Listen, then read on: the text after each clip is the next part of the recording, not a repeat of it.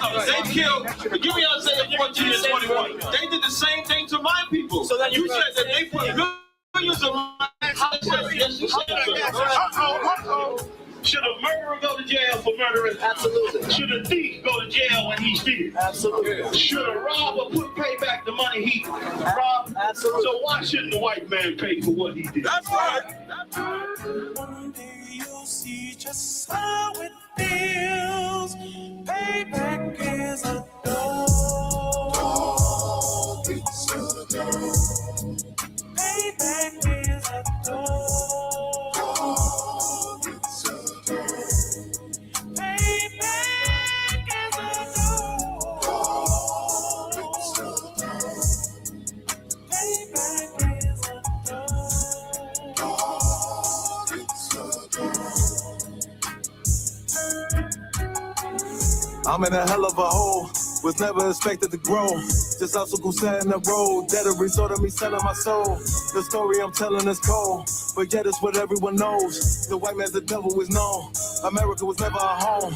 Only a place of captivity, safe facility, hating, disfigure me. They claim that I'm lazy, be killing me. Maybe the slavery draining my energy. 400 years and counting. The trail of my tears is countless. The fact that I'm here is astounding, but I can't wait till this shit is surrounded. Ready to tangle my king and the angel, be ready to rap. Crack in the sky, nuclear missiles will make it official. I'm capturing every cracker surviving. Put them all in chains where they need to be. Slavery for me. And let the whole world see that with them in the cages, safer in the streets. Put the dog on a leash. Get resolved for the beast. 144, get the ruler show, we could all be at peace. As soon as the trumpets are sound, your kingdom we busting it down. The only way justice is found, the time for your judgment is now. You'll see just how it feels. Payback is a dog. It's a dog. Payback is a dog. It's a dog.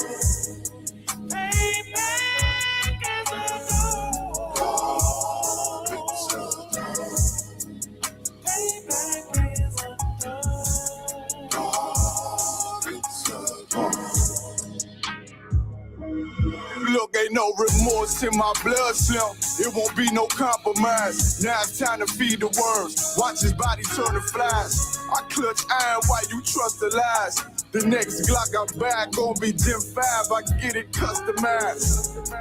And sending shots off like farewell. Praying payback come back around like a carousel. Still remember your Honda's words ringing in my head like bells. Said you in his body, you fit a Lord, fuck the cocktail. Triangle choke, apply pressure to the game like I did Vondale. Payback's a bitch in a dress, she a bombshell. Revenge is served cold, I just hope they make an oxtail. Glock fresh out the box, I swear it got that new car smell. Made myself a target in the world of mad shooters. There was designed fire for our babies to pass through. In the day of our king's reign, I'll be overzealous. They bought my jealous, I bought brand new parabellums. One day you'll see just how it feels. Payback is a dog. It's a dog. Payback is a dog. It's a dog.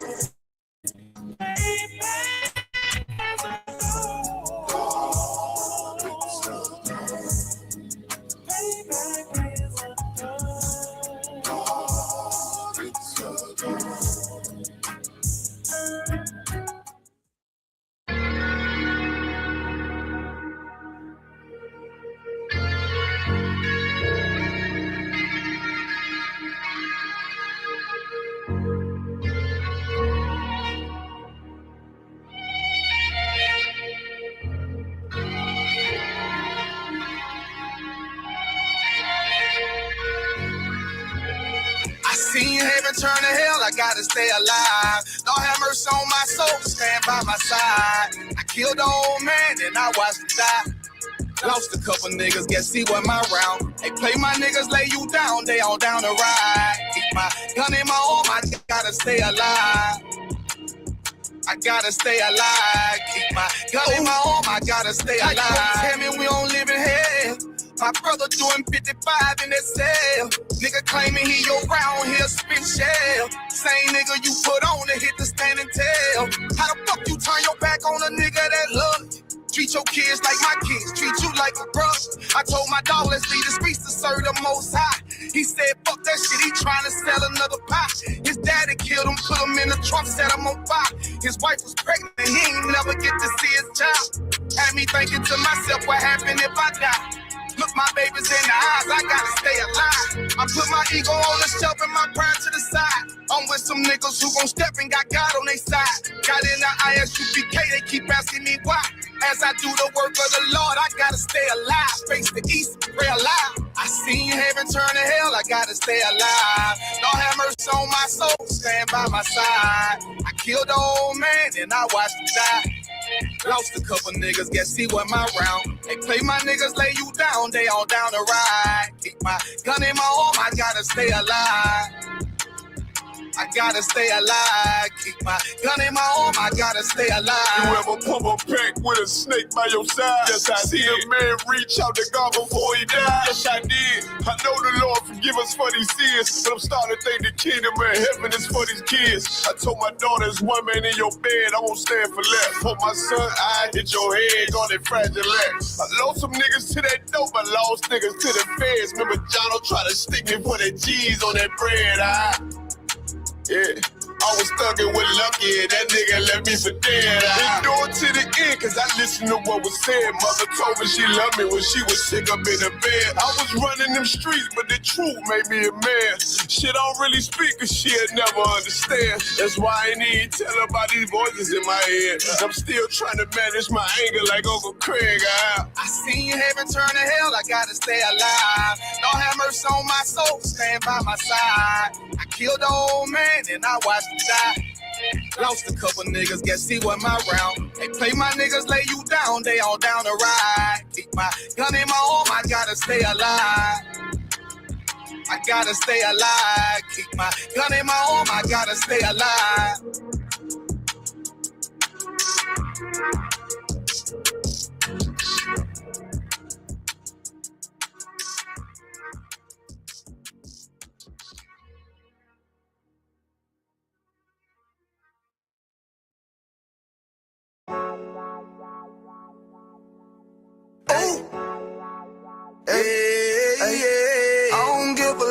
Fuck what them bitches gotta say. I'm a West nigga till they put me in the grave. I don't give a love fuck what them niggas gotta say. I'm a West nigga till they put me in the grave. I don't care about what they say. Hey. Fuck with my Akima, fuck with my sisters, then I got a problem, I'm never gonna miss you. I got 100 hanging out the AR, I got a 50 hanging out the pistol. He say it's corner, I'm just being realistic. I be on them corner posted with the realest. If it's the Sabbath, then we going fishing. I'm reeling them in, that's a God-given mission. I'm really on 10, but I'm stamped in a pistol. I get the order, be glad at this mission. Hebrew Academy graduate, nigga. Training, go through the baddest conditions. I'm fuck with none but the baddest of bitches. She righteous, submissive, she glad to be with me. Had that thing Putin like Vladimir, niggas. She know I'm a prophet, she glad to be listening. Disrespect, I ain't having that shit till I go make some business from scratch. She bitchin' the different breed of black men. We don't do the bad thing. I remember back when I was really trapping, trying to get the racks in, selling dope to black men. But now I'm trying to make it straight. Like, don't forget about my face. We sticking up straight, can't fold us. Too heavy, the world won't hold us. Go get you some rank, I told you. Line up in these ranks, we sold you. You can take that to the bank, we focus on. How many times must we remind you? One body, one way, one way. I will never take up as a face. When the law with your ain't no up next, it's just us, nigga, that's that on that. All that weak shit, that ain't no threat. Say you won't beat, bitch, with that ain't no sweat. We with all that. The Lord called a nigga out the world. I responded and called back. Oh Lord. And everything that they stole from us, fuck that shit. We want all that. Them niggas snitching and they act like bitches. That's why we unaffiliated with them. They killing women and they fuck with sisters. That's why we unaffiliated with them. They telling lies, switching up the doctrine. That's why we unaffiliated with them. They ain't gon' ride until they die, so that's why we unaffiliated with them. Come on the commanding general, your honor, we unaffiliated with them. They tongue and they say they keep that shit 100, we unaffiliated with them. They telling lies, switching up the doctrine, that's why we unaffiliated with them. They ain't gon' ride until they die. So that's why we unaffiliated with them. That's why we unaffiliated with them. I cannot fuck around with fake niggas. We taking ground when we in your city. You better have the women, have the liquor. Keep that bitch on me, please don't but the same. Don't be a fool and be another victim. Say you a goon, you just another Christian. How you my brother, you ain't in here with me.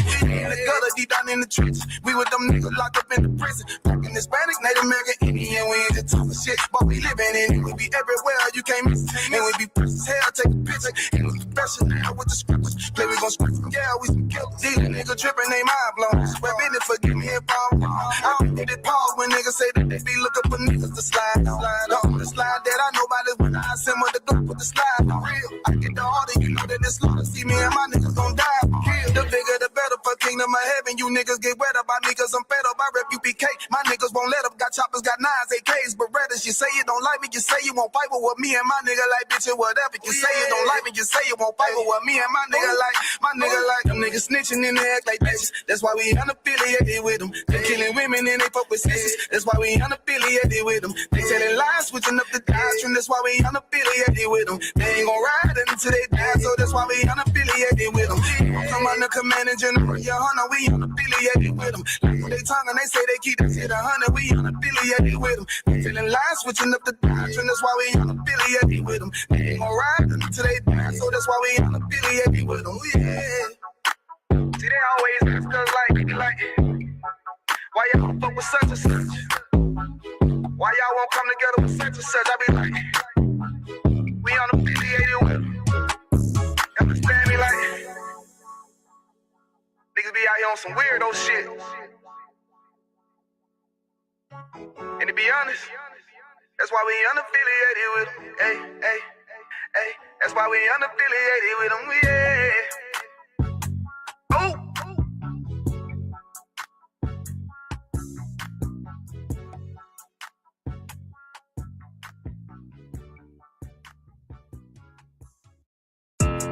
Yeah, those are messed up, no.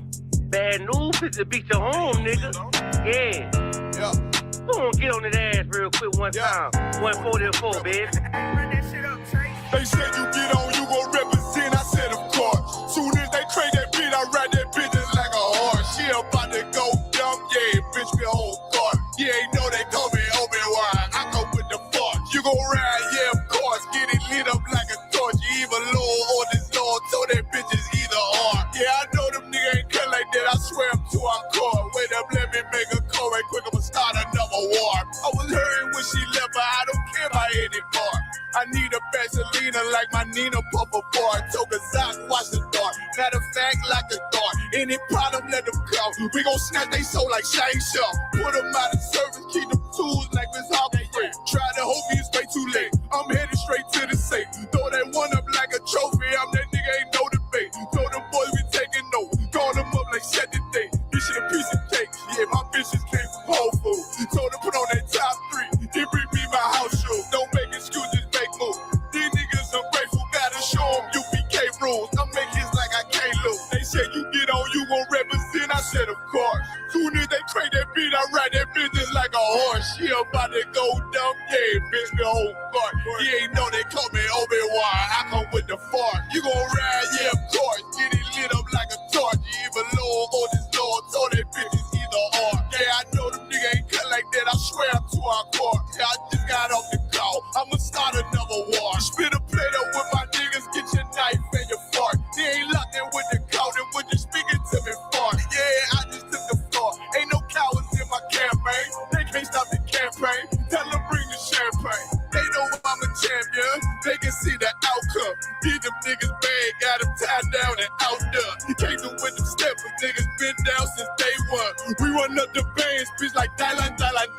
They say you get on, you gon' represent. I said, of course. Soon as they trade that beat, I read that bitch just like a horse. Yeah, about to go dumb, yeah, bitch, we whole start. You ain't know they call me Obi-Wan. I come with the force. You gon' ride, yeah, of course. Get it lit up like a torch. You either low or this low, so that bitch is either or. I told you niggas, you ain't cut like that. I swear I'm to our car. And I just made it call. We gon' start another war. Yeah.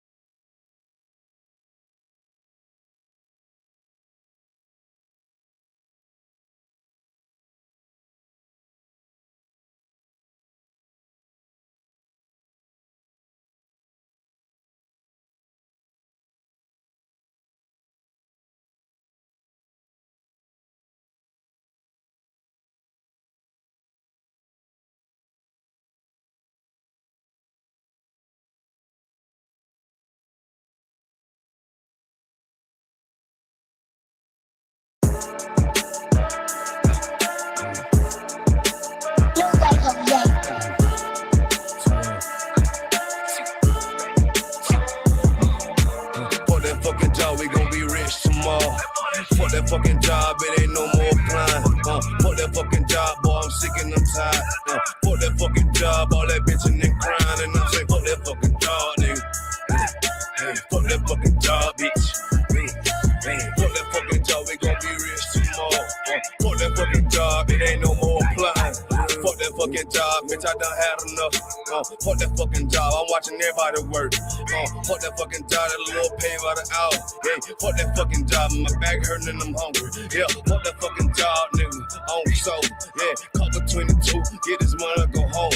Yeah, all these people so, all these bitches, they messy. First day I came in, I bossed up on the bosses. And they promised nigga this, promised nigga that. Want my ass to work and bring that paper back. Sharp, where you been? I been taking the shit. Knowing damn well that I don't fucking sleep. Fuck that fucking job, we gon' be rich tomorrow. Fuck that fucking job, it ain't no more applying. Fuck that fucking job, boy, I'm sick and I'm tired. Fuck that fucking job, all that bitching and crying. And I'm saying, fuck that fucking job, nigga. Fuck that fucking job, bitch. Fuck that fucking job, we gon' be rich tomorrow. Fuck that fucking job, it ain't no more applying. Fuck that fucking job, me and bro, we just posted. Look him in the eye, shake my head disappointed. We gotta visualize, summarize, execute. All these people drop like fly, why the fuck we still here?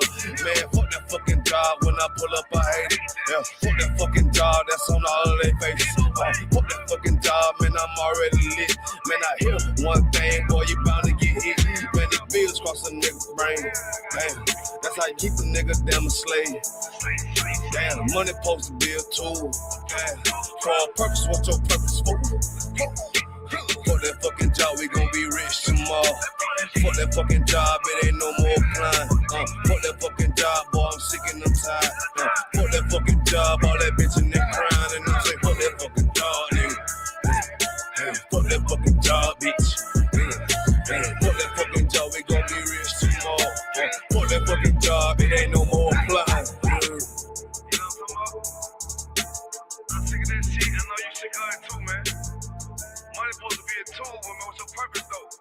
It's supposed to benefit a purpose. Shout out Boom Man now.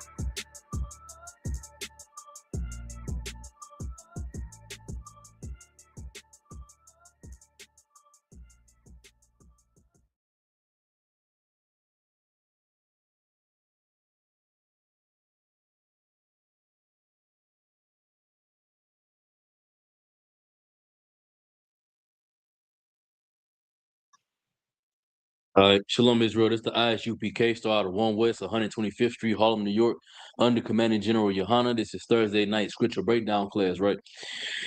And the title of the class is the Lord's Vineyard. But first, do we got any questions in the room? No. If you have any questions online, feel free to post them online. I answer all questions. Go ahead. Shalaki. Where's pants in the Bible? Pants. What do you mean? Like regular pants. Pants? Pants mentioned in the Bible, like straight up pants. No, you have breeches. I believe breeches is in there. Hold on. It's pronounced breeches. Yeah, breeches, they pop out. It's in Exodus 28 and 42 and Leviticus 6 and 10. You got in Ezekiel 44 and 18. But that's talking about underwear though. That's not talking about literal pants. So where do they get that women can't wear pants? So there was go to hold on. What is it? What does it say? Women ought not to wear that which pertains unto a man. What verse is it? It's in Leviticus.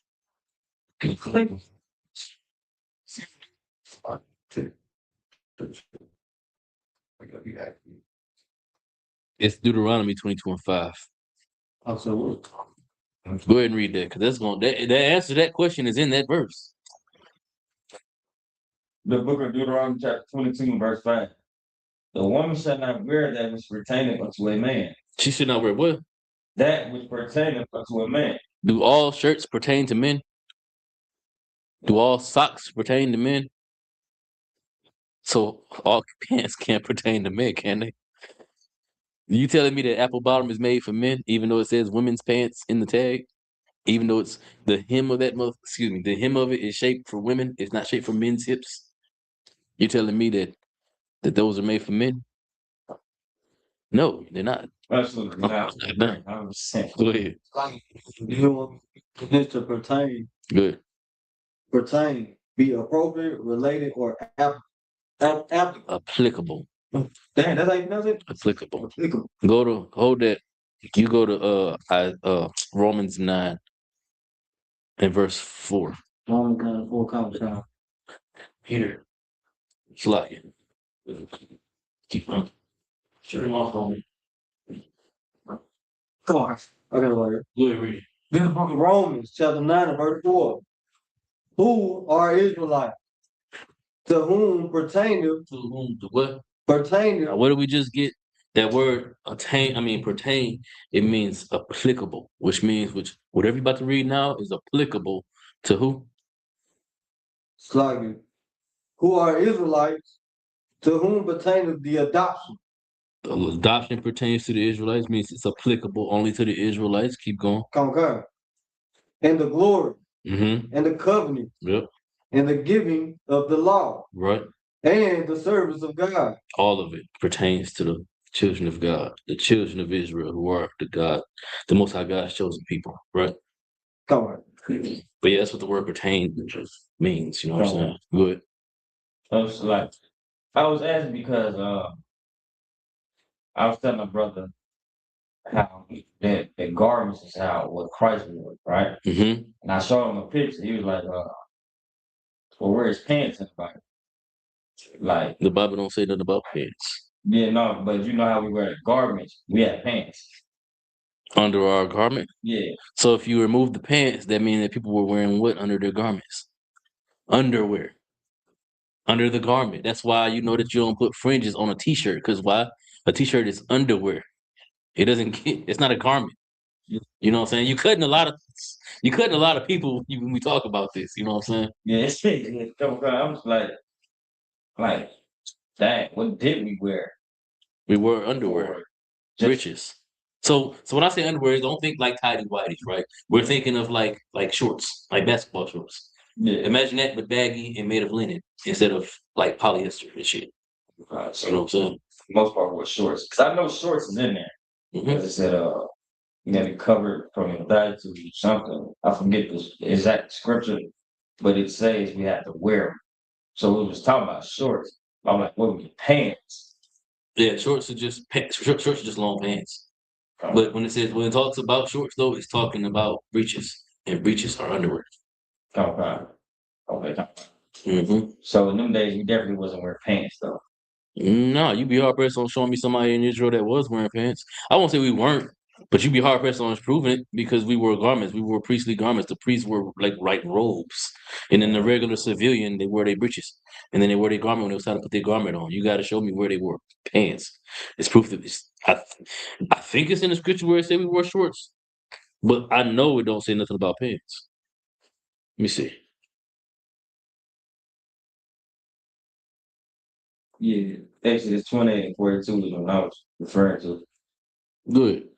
The book of Exodus chapter 28, verse 42. And thou shalt make them linen breeches to cover their nakedness from the loins even unto the thighs they shall reach. Yeah, those are shorts. Okay. So that's the same.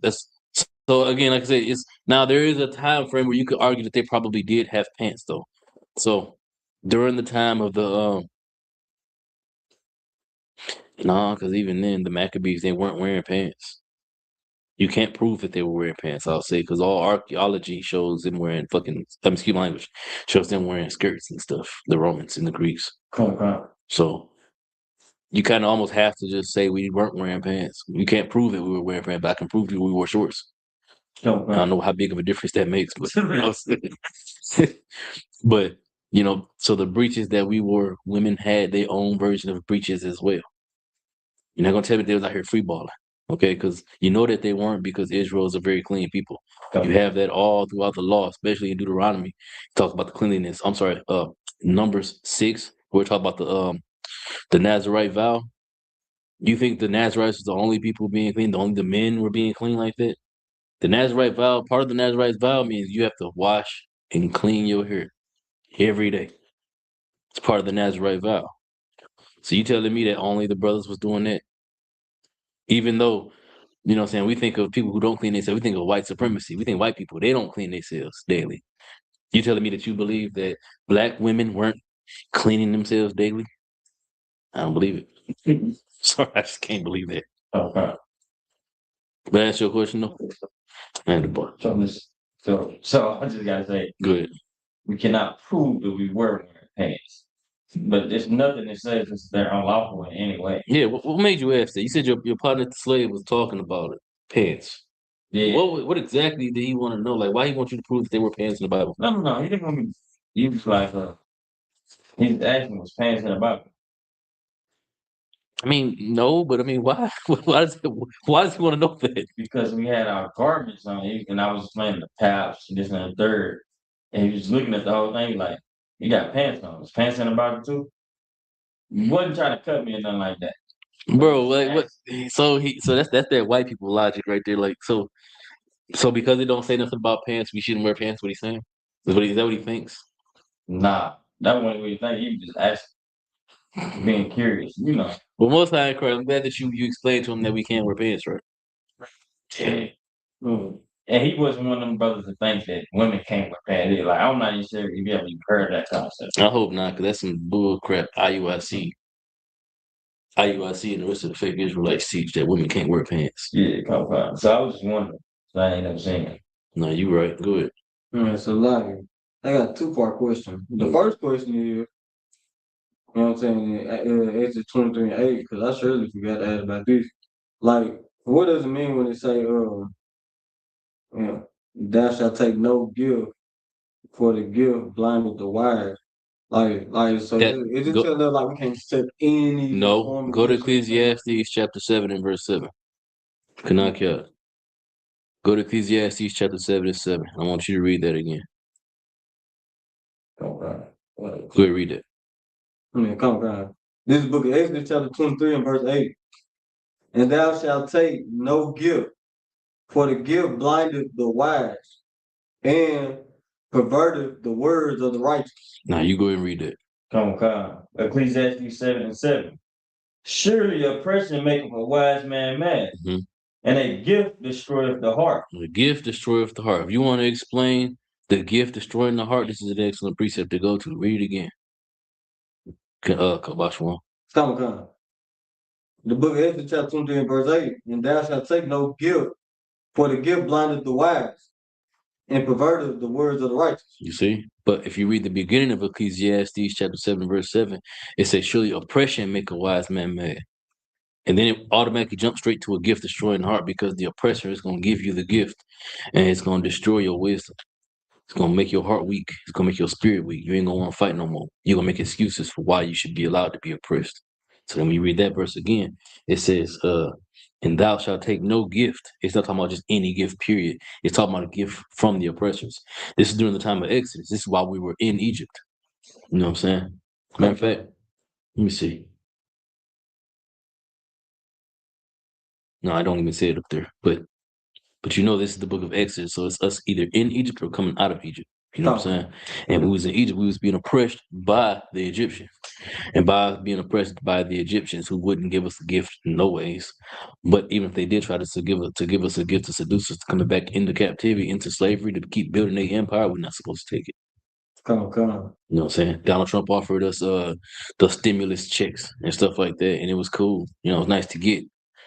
But that don't mean that we love you. That don't mean that he's an honorary nigga now. Like, what's my man? Bill Clinton, because he got head in the Oval Office. Niggas made him an honorary. Y'all remember that? Y'all know about this? Yeah, come on. Yeah, they made him an honorary nigga. Now Bill Clinton is the first black president because he got head in the Oval Office.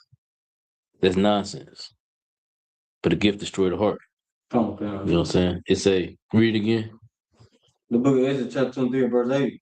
And thou shalt take no gift, for the gift blinded the wise. It blinded the wise. It destroys your wisdom, man. You can't see the truth of what it is, of what things are and what's going on, because you blinded by this gift that they gave you. So what? He burned my house down. So what? He locked me in the basement. So what? He don't let me sit on the couch, but maybe an hour every week and watch TV to see the news, watch anything but the news for 5 minutes, and then put me back in the cellar.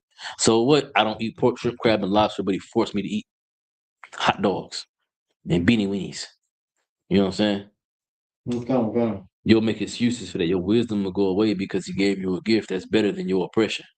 He gave you a slight bit of respite from your oppression. And so your heart will be destroyed. Keep reading. Okay. And perverted the words of the righteous. In the righteous' words, the words of the righteous men and sisters, the men and women who you know what I'm saying, want to see better for our people, that goes out the window. Because now it becomes about their own personal gain. A great example, give me an example of who that could be talking about. Personal select. Say that last part again. Read that part again. Come. And perverted the words of the righteous. Give me an example of who was righteous and their words got perverted by a gift.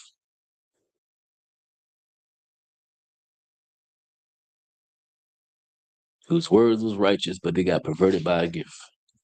In Black history, Salado. So like, Good. this is more like more recent, but like Kodak Black. I remember I really wasn't messing. No, look, not Kodak Black. Just hear me out. Like, cause Kodak Black. I remember I ain't like his music. Then one day he was like, "I'm an Israelite." I like also he acknowledged that he an Israelite. Okay, I'm gonna start giving him a little more listen. Then he get locked up, and then Donald Trump pardons this man, and out of nowhere he just like acting all crazy and stuff. Like he ain't, and like all the Israelite stuff just went out the window, and now he back wearing crosses and all. I see why you say that. That makes sense. So give me somebody who's actually a leader of people. People follow. Now Martin Luther King don't count. Yeah. That count? Yeah, Martin Luther King is exactly what I was thinking of. What you about to say? Malcolm X. Malcolm X is a great example of those are exactly the two people I'm talking about. Martin Luther King and Malcolm X. Martin Luther King started off initially as a black revolutionary. But after he got a little bit of power with that bus boycott, he wanted more. And that's when I started calling him orgy Mike. He started wanting to have sex with white women and do cocaine and beat on them broads. You know what I'm saying? It perverted his wise words. Now you got a dream that all black boys and black girls gonna be together, hold hands. But they talking about free at last at the end. You know? And then you got Malcolm X. Malcolm X was a flat out pro-black nigga. And then where he go? He went to Africa. And because he went to Africa, he come back loving the white man. Almost, man. What is that? But that's what was happening. Yes. Their words was perverted by the gift that they was given. I don't know what gift Malcolm got. I ain't gonna hold you. But somebody said something to this man that made him feel comfortable to love white people all of a sudden. So he came back over here questioning Farrakhan. Talking about, well, over there, it's white Muslims. What do you mean it's white Muslims? Nigga, you ain't supposed to be Muslim. How about that? You know what I'm saying? But yeah, that's a great precept to pull for Ecclesiastes chapter 7 and verse 7 to break down what Ecclesiastes chapter 7 and verse 7 mean. It's all right there. Come out the water. And the bar. And then my second question was the scripture right after that. Go ahead, read it. This is the book of Exodus chapter 23 and verse 9. Also, thou shalt not oppress a stranger. So who would the stranger be? Keep reading. Come. For ye know the heart of the stranger, seeing ye were strangers in the land of Egypt. So what does that mean? I don't know. But when I first read it, I was assuming it's like, I'm assuming just because a brother might be like from Mexico or like from like Jamaica, the UK, you can't just like they come over here, they meet you, you can't just so this how thing gonna go. We're gonna go my way because you in my section now. That's how I was looking at it, but I wasn't sure that's right. Exactly what it means. That's exactly what it's talking about. We're not allowed to oppress one another. Give me that in what's your name? Kanaki, give me Leviticus chapter 25 and verse 35. Or is it 35 and 25? It's one of them two. I think it's 25 and 35, though. Yeah, it's 25 and verse 35. So, yeah. Good. Leviticus chapter 25, verse 35.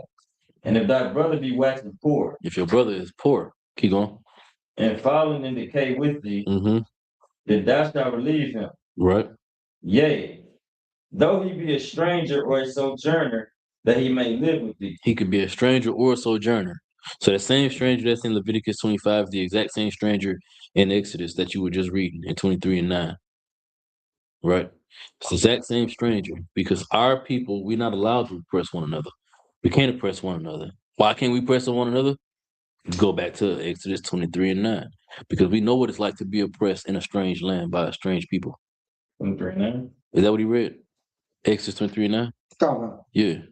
We know what it's like to be oppressed in a strange land by strange people. So it's important because you know what happens when we stop teaching it? Look at us today. Look at the state of Black and Hispanic people today. Go ahead. It's like a trooper Amawai says, Salaki by May, when our sisters required to have their hair covered. When they praying and prophesying, give me that.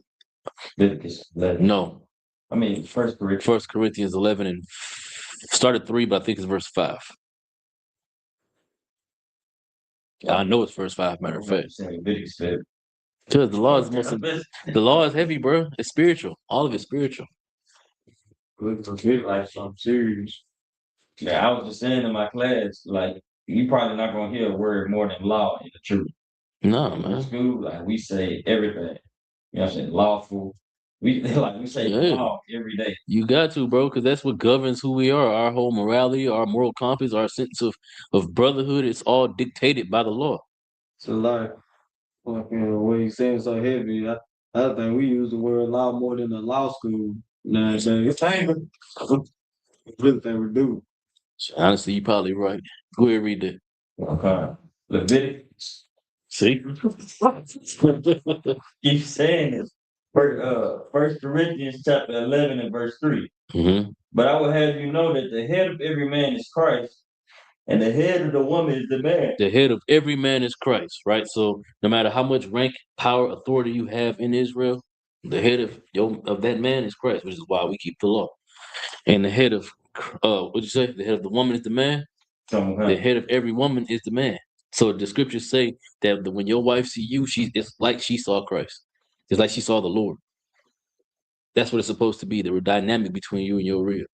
But you owe responsibility to her for you having all that power. Because you have all that power over her, all her wants and her desires and her goals or aspirations are supposed to be to you. That also means that your life is forfeit for hers. If things hit the fan, and you gotta make sure that she's okay before you okay. What you want, what you need don't matter. She has to be okay. Your life is forfeit now. That's the role we take with that position, with all that power that the Lord gives us. It's power, but it's a burden. Because when the boat's sinking, it's women and children first. Is the reason why it's women and children first because you got all that authority, bro. You gotta stick around and ride that wave so that your family can make it. Your progeny can live on. Keep reading. And the head of Christ is God. And the head of Christ is God. Separation between the Most High and Christ, because Christ is not God. But keep going. Verse 4. Every man praying or prophesying. Just about his brothers. Slakia, go ahead. Having his head covered. So if you're a brother and you reading the Bible, you praying, you prophesying. The reason why I say reading the Bible, because if you reading the Bible and you reading prophecy, you prophesying. But if you praying and you prophesying and your head is covered, keep going. Dishonor of his head. You dishonor of your head. And if your head, according to the previous verse, your head is Christ. If you're a man, keep going. Verse 5. But every woman that prayeth or prophesieth with her head uncovered. So if you're a sister and you praying and prophesying with your head uncovered, which means again, either praying or you reading the Bible, but your head is uncovered, keep going. Dishonor for her head. You dishonor your head. Now your head is your husband, and your husband's head is Christ. So if you dishonoring your husband, you dishonoring Christ. But the scriptures also say, give me that. Let me find it right quick. The verse where it say, when she see you, she see the Most High, or not Most High, but she see the Lord. The husband is like to the Lord. Oh, I'm sorry, Ephesians 5 and 25. No, 5 and 22. Kabashwan, give me that. So like one more time, make sure I heard it right. Ephesians 5 and 22. 5:2. I don't know why I'm gonna go to a whole nother chapter. Because if you a sister, and this don't just mean like when you yourself are reading the Bible, this also means that when you in class, you should be having the Bible open, you should be following along anyway. So even if you're not physically reading the Bible, you're following along. You know what I'm saying? Your head need to be covered. You're in class, your head need to be covered. If you're a brother, your head need to be uncovered. You can't be out here reading the Bible with hats on. Show that bald spot. Damn it. No one cares. You got it? So like I'm getting it right now. Ephesians chapter 5 and verse 22. My task to it, I got to squint to catch them. I'm gonna use my phone if I could about the shot.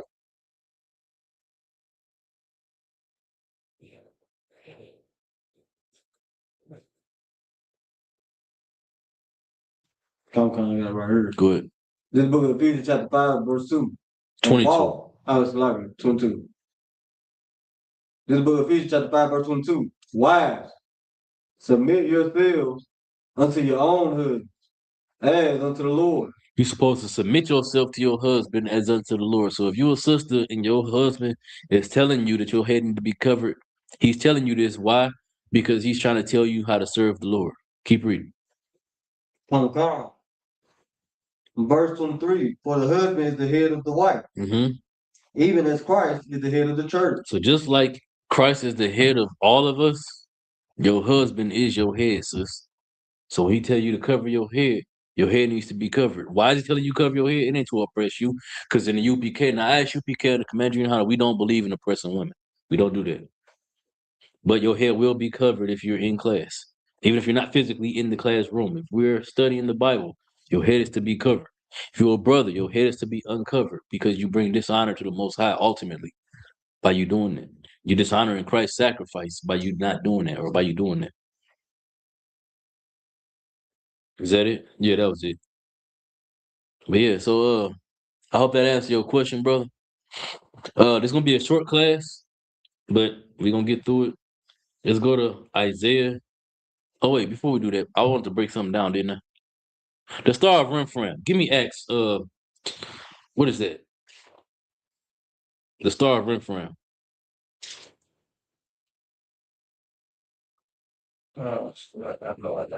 It's Acts. It's not Acts 5, is it? It's Acts 16. It's Acts 7. Give me Acts 7 and 42.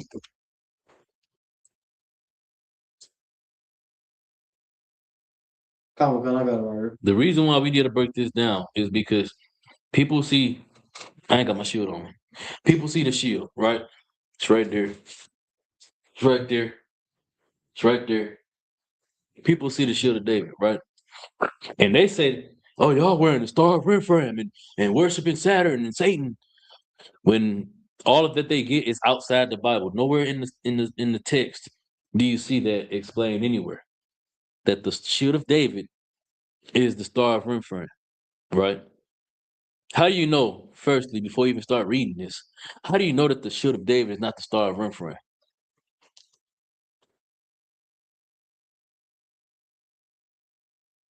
Before you start reading it. Salakia, we got a new person. Who's that? No, Cormon. It's Oh, one more time, Christ. But yeah, how do you know that the Star of Remphan is not the Star of David? I'm sorry. How do you know that the shield of David is not the Star of Remphan? The most basic answer. Go ahead.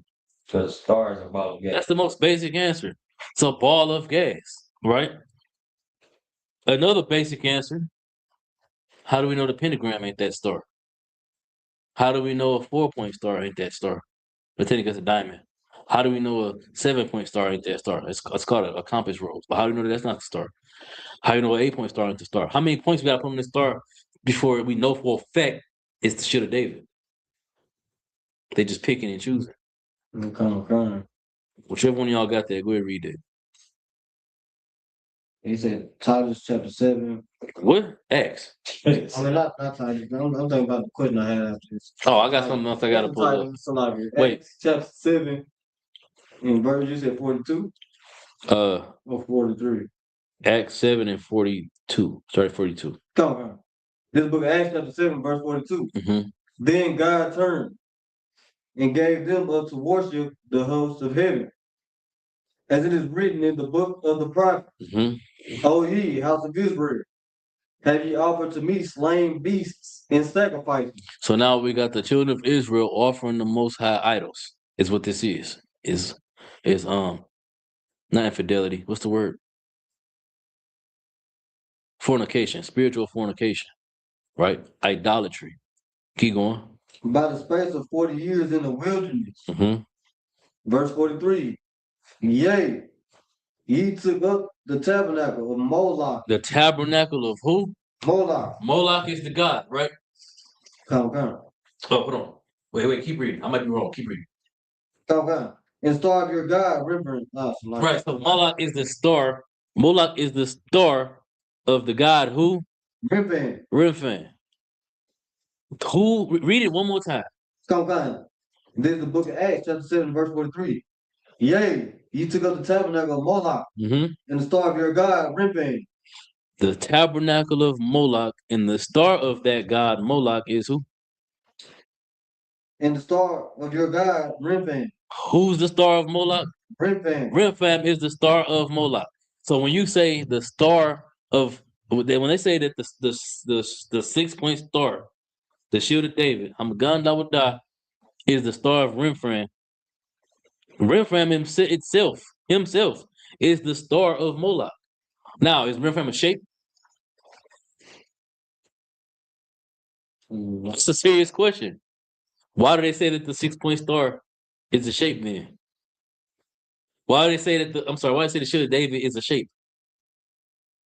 They don't say that nothing about it being a shape. Unless you're gonna tell me Remphan is a shape. And if they are, they gotta prove it. Right? Shortcut right there. Just like Christ, white Jesus. I'm trying to be politically correct. White Jesus is the star of Christianity. Muhammad is the star of Islam. Farrakhan is the star of Black Islam. What's that man name? The big head scientist. He's the star of the blackity black Islam. It's like the super black Islam, right? The star of David is Christ. But there is no star of David. The shield of David is that shape. It's this right here. That right there. It's the shield of David. The star of Remphan. There is no star of Remphan. Remphan is the star of the god Moloch. The whole thing don't make sense when they make that argument where they try to say that we were in the star of Moloch or the star of Remphan. It don't make sense because it says it right there in the Bible. Read it one more time. Come.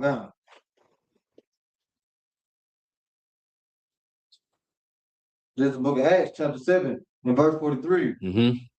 Yea, ye took up the tabernacle of Moloch, and the star of your God, Remphan. The star of your God, Remphan. The tabernacles of Moloch. I mean, the tabernacle is like the building. You know what I'm saying, of Moloch, and the star of your God. What God? Moloch. And who's the star of that God? Moloch. Remphan. It's right there. So that's another breakdown. A little quick, easy. It's not really even a hard breakdown. The breakdown it's right there. The one verse they question, it gives the answer to the question that they have about it. You know what I'm saying? But so now we're gonna get back into the real topic of the class, right? So the topic of the class is the Lord's Vineyard. What is a vineyard?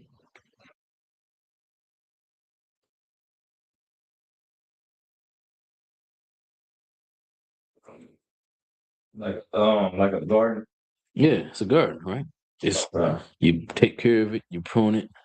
You know what I'm saying? You plant in it, you raise it up, and then you produce yield from it, right? The Lord has a vineyard. What is the Lord's vineyard?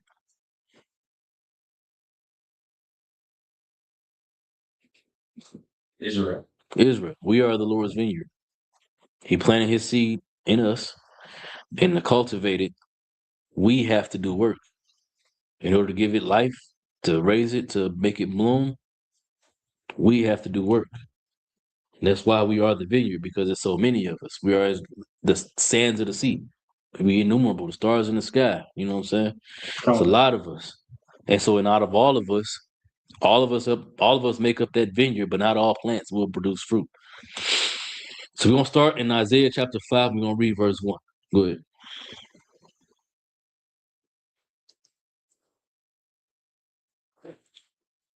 It's like I didn't even tell y'all to read it. I'll go to it. My bad. It's my fault. But yeah, we in Isaiah chapter 5, verse 1. It's gonna be a short little class. I ain't gonna break down the whole entire chapter because the point really remains the same, but we'll learn. Come on, I got the word. Go ahead. This is the book of Isaiah, chapter 5, verse 1. Mm-hmm. Now will I sing to my well-beloved a song of my beloved touching his vineyard. So it's like it said, now will I sing to my well-beloved a song of my beloved touching his vineyard, right?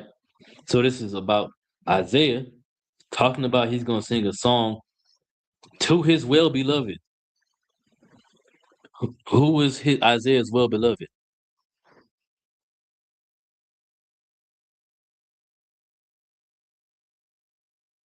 Israel? Yeah, his brothers and sisters, Israel. Okay. He said, I'm going to sing a song to my well-beloved of my beloved touching his vineyard. Who is his beloved?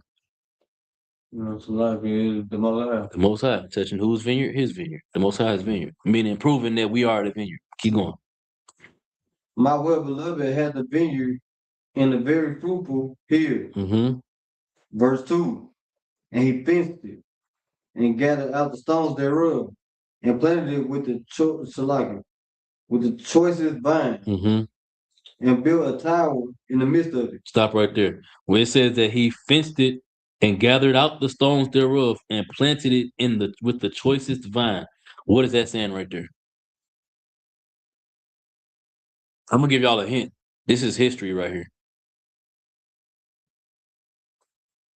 And just talking about how he chose Israel to have the covenant. Past that. Keep going. Is it Moses when he gave us the law on the stone? Past that. Yeah. So this is talking about when he set us up in Jerusalem. This is during the time of Joshua, what he's describing now. We done went through everything, and we remember we had to go to war with all the heathen and then slaughter all of them that was around us to get rid of them. So that's what it's talking about. He fenced us in and gathered out the stones thereof. The stones are those heathens. Got them out of there. And then planted it with the choicest vine. I mean, we were living in the land of milk and honey with the choicest vine, the best vines. Right? Keep reading. It's called God. And built a tower in the midst of it. What is the tower? Tower will be true, right? There you go. Oh, look at you. I see you. All right, keep going. Wait, do you understand why it's the truth? Do you understand why it's the truth? Tower? Mm-hmm. He built a tower in the midst of it, in the midst of the vineyard. Wow. Because it watches over us. No, it's not like corny. It's not bad corny. It ain't like that. But he built a tower in the midst of it. Why do you think? What's that tower? Okay. So Why do you think the tower is the truth? Rather, you're right. It is the truth. But why do you think it's the truth? like by being tower, the tower do the stand tall. So it's like, and it said in the midst of it. So it's just saying that the truth stand above all, or something like that. It's just saying something like that, like somewhere in the area. That's a roundabout way to say what it is. But the reason why it's saying that the tower, why the tower is the truth, is because if you got a whole nation of people that you just walked out of Egypt for, how many days? 40 days? No, it was 40 years. 40 years in the wilderness. A walk that could have took 11 days, and they was all disobedient. Now we got to institute them obedience among them people, right? We got to get them in the land. They're gonna go into the land. But now we got to teach them how to serve me. Because the generation that we made the law, that the Lord made the covenant with, died all out in the wilderness. Only ones that made it was Joshua and Caleb. All the rest of them died. So now they got to build a school, a tower, and teach the truth. Right? That's going to help you with the next verse. Or the rest of the verse. Keep reading. Come. And also made a winepress therein. Mm-hmm. And he looked that it should bring forth grapes, and it brought forth wild grapes. What is the wine press?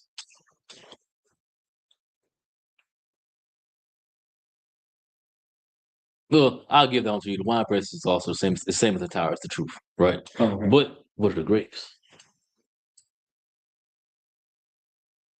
Go Go ahead. Righteous brothers. Yeah, it's what you get from the wine press. If you got the truth, if the wine press, the tower and the wine press are the truth, and the tower is the school, the wine press is the truth, and from the truth you producing the grapes, right? You produce from the wine press, you producing the grapes, right? Them grapes are supposed to be like the righteous brothers, but it produced wild grapes as well. Keep reading. Like Nakashab Oh, Slot. said, the priest Salaki, he answered. The priest, that wasn't the right answer, but that was a good attempt because you was in the right vicinity for sure. Let's keep going. Verse 3. Come. Verse 3. And now, O inhabitants of Jerusalem, and men of Judah, judge, I pray you, betwixt me and my vineyard. So now he's asking that the men of Israel judge between him, Isaiah, the prophet of God, and the vineyard of the Most High, the children of Israel. Keep going. Verse 4. What could have been done more to my vineyard Mm-hmm. that I have not done in it? Salakia, I'm wrong. Read that last verse again. I said that was Isaiah. That's the Most High. Read it again. Verse 3. No, verse 4. Yeah, verse 3. Salakia, verse 3. Come. This is the book of Isaiah, chapter 5, verse 3. Mm-hmm. And now, O inhabitants of Jerusalem, and men of Judah, judge, I pray, between me and my vineyard. So now the Lord is inquiring amongst the leaders of Israel that's in the captivity in Babylon. He's inquiring among to them what he could have done differently, so that that the wine press didn't bring forth wild grapes, but it brought forth good grapes. Keep going. Come. In verse 4. What could have been done more to my vineyard What more could he have? Oh, keep reading. that I have not done in it? What more could he have done? What better could the Lord have done than to put them in the land of milk and honey around the best vine, than to remove the heathen, to remove the stones, and then to have planted the truth inside of the nation of Israel as a tower, a monolith, you know what I'm saying, to govern our people. What more could he have done is what he's asking. That same question that he's asking right here is the exact same question he asks every single one of us that don't come into the truth. Every single one of us that's in the truth but don't stay in the truth. Every single one of us that's in the truth but do stuff in the dark. He asked the exact same question of all of us throughout all of time. What more could I have done? Keep going. Wherefore, when I look, that should bring forth grapes, brought it forth wild grapes. What could I have done to change the fact that even though I gave you the truth, I gave you everything that you needed, you still was Israelites, but you ain't following me the way you're supposed to be following me. You wild grapes. You grapes, between you ain't good grapes, you wild grapes. Keep going. Verse 5. And now go to, I will tell you what I will do to my vineyard. Now we're about to get to the punishments, the curses in Deuteronomy. Again, like I said, all of this is history, right? Keep going. I will take away the hedge thereof, and it shall be eaten up. What is the hedge? Protection. The protection of the Lord, right? He won't allow us to be conquered, allow horrible things to happen to us. Why? Because we was wild grapes instead of being the good grapes that he intended for us to be. He cultivated us in a way that we were supposed to be able to be great. We're not supposed to be out here selling drugs. We're not supposed to be out here being gang members. We're not supposed to be out here being strippers, prostitutes, purveyors of prostitutes, sellers of prostitutes. We ain't supposed to be doing none of them things. We're supposed to be the most glorious people on the earth, following the Lord the way he told us to follow him, and not how we think we want to follow him, what we think will make us happy. We're not supposed to be doing that, but that's what we do. So the Lord's asking, what could I have done differently? I gave y'all everything. I slayed all y'all enemies before y'all. Y'all went to war, didn't lose nothing except for when y'all disobeyed me. And then the leader I put in place for y'all knew that y'all would disobey me, and he fixed it. What more else could I have done? Keep reading. Come. And break down the wall thereof, and it should be trodden down. Mm-hmm. Talking about us being destroyed as a nation, right? Keep going. Verse 6. And I will lay it waste. It shall not be pruned nor digged. Now, what is this talking about right here? This is way later. This talking about last day, right? No, before that. This is 70 AD. This is the fall of Jerusalem. When the Romans besieged it and burned it. That's what we're reading about right here. Read it again. Come on. This is the book of Isaiah chapter 5, verse 6. And I will lay it waste. It shall not be pruned, nor digged. But there shall come up briars and thorns. Now it said, I will lay it to waste, right? It shall not be pruned nor digged. What do y'all think it's saying? Why do y'all think it's saying that? What happens when you don't prune your plants? They start being overrun. Yeah, they get choked out. Come around, they eventually die. Come around. Exactly. And that's why it said that there shall come up briars and thorns. The briars and the thorns gonna come out and choke out the plants. Right? Meaning the heathen gonna come and rise up against us, and be able to destroy us. Keep reading. I will also command the clouds that they rain no rain upon them. So now we don't even get no rain to fall upon us, which means we won't get no type of mercy, no type of respite from this oppression. Now you can jump from 70 AD to the transatlantic slave trade, us here in America today. We don't get no break. We get what look like a break, but it ain't no break because we still getting killed. Even when things starting to look good for us, that Montgomery brawl, the Lord was with us in that battle. But how many more of us died because of that? Plenty.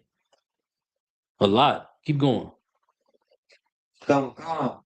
Verse 7.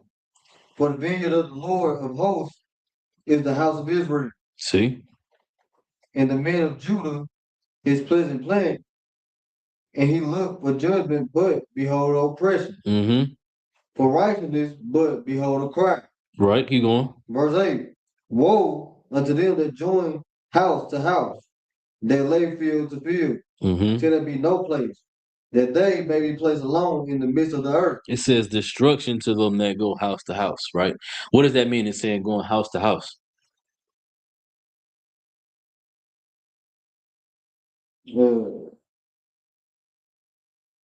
What does it mean in Isaiah chapter 5 and verse 7? So like in verse 8, where it says, woe unto them that join house to house, that lay field to field, till there be no place.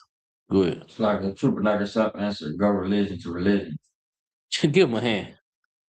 That's the basic nutshell of what it means. Instead, it's like in the Garden of Eden when Adam and Eve, they made themselves skirts of the remnants of the heathen, the bits of their religion to cover their iniquity.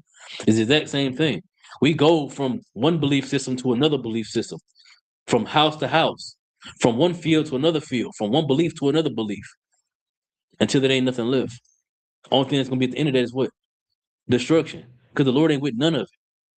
You covering yourself with the covering of all the heathen, but it ain't what the Lord had in plan for you.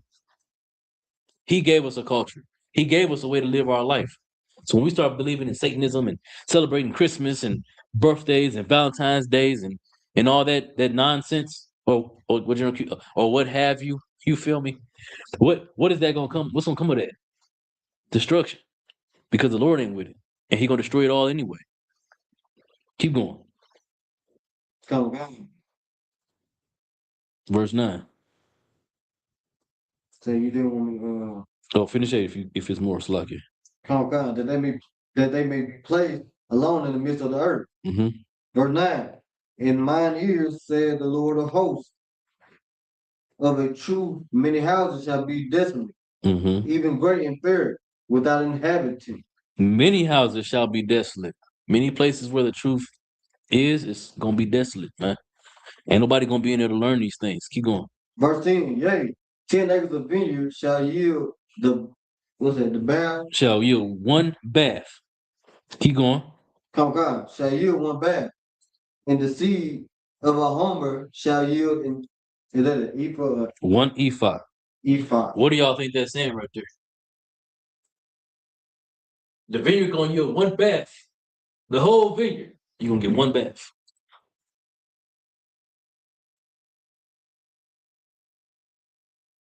Is there one bad, like, one last chance or something? No. Out of the whole vineyard, what's the vineyard? Yeah, God. And you're going to get one bath. What does that mean? If I got a vineyard in Houston, I got a vineyard in Detroit, got a vineyard here in Nashville. Out of all these cities, how many righteous niggas are in there? According to this verse, one. It's not literally saying only one, but it's a very small amount. So at the whole vineyard, you're gonna get one bath. From that seed of an omer, you're gonna get one ephah. It's talking about how our increase is gonna be diminished, how the growth of righteousness in the nation is gonna be small. People ain't gonna grow because they're not following the Most High God. Because we choose to cover ourselves with the coverings of the other nations, going from house to house, from field to field. We his vineyard. We supposed to produce fruit for him. But instead of producing fruit, we make excuses and we hold back on the nutritious goodness. Yeah, I'm trying to make the metaphor a little more plain, but it's kind of deep. Keep going. Verse 11. Woe unto them that rise up early in the morning, that they may follow strong drink. Mm-hmm. They continue until night, till wine inflame them. Yo, what is that talking about? That's plain right there. It's alcoholism, destruction to the brothers and sisters that follow the strong drink, right? And then they drink wine in the end. There's a little bit deeper to that though. So it is talking about alcoholism, but that wine that it's talking about right there, that strong drink and that wine is talking about the brothers and sisters that's in the vineyard, the children of Israel that follow after all these weird doctrines. It's strong drink. When the scriptures talk about being sober-minded ain't always just talking about not being under the influence of alcohol. It's also talking about being focused on the truth. But there's some people that wake up Kemet. They wake up Christian. They go to sleep fake Christian because they say they believe in these things, but they really don't. They go to sleep fake Kemet because they ain't got that uncle on their neck. They ain't got the little headpiece or the kufi on. You know what I'm saying? But they still Kemet. You know what I'm saying? So it's talking about those brothers and sisters double. Right? Keep going. Come. Verse 12. And the heart and the vial, the Tabaret. and pipe and wine are in their feasts, but they regard not the work of the Lord. Now that is plain. Y'all know what that is right there.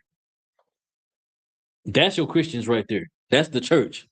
It said they got the wood instruments, the harp, the viol, the tabaret, the pipe, and they got wine in their feasts. But they regard not the work of the Lord.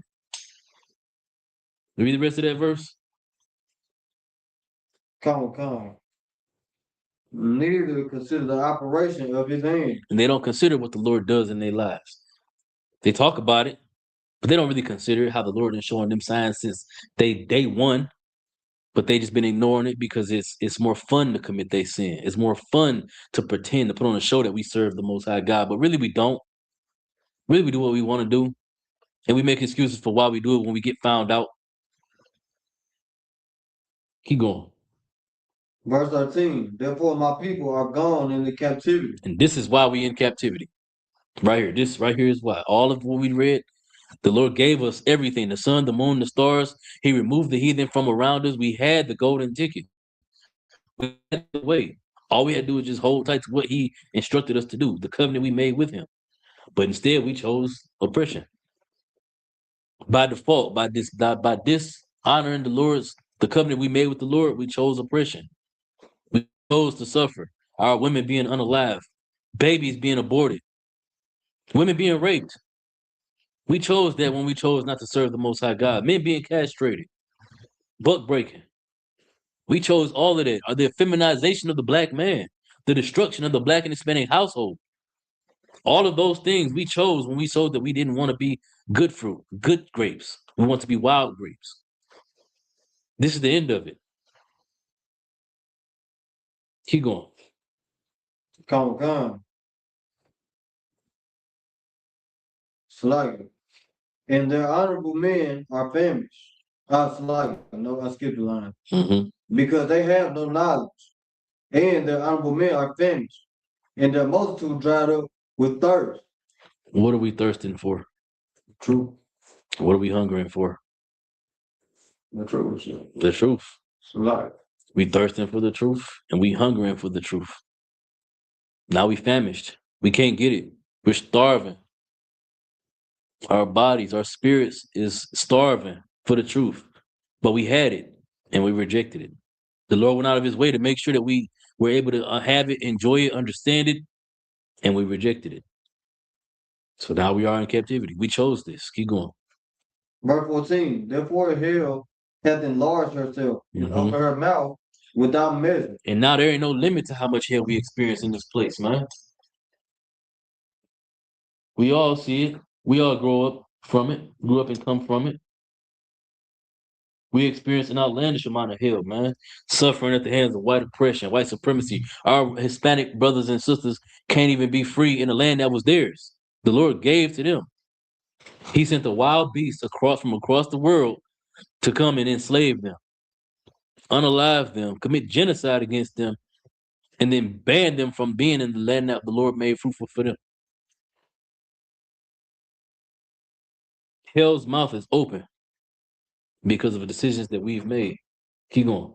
And their glory, and their multitude, and their pomp, and he have rejoiced, and he have rejoicing, shall descend into it. You got some crazy of us that choose that serving oppression is better than fixing our people.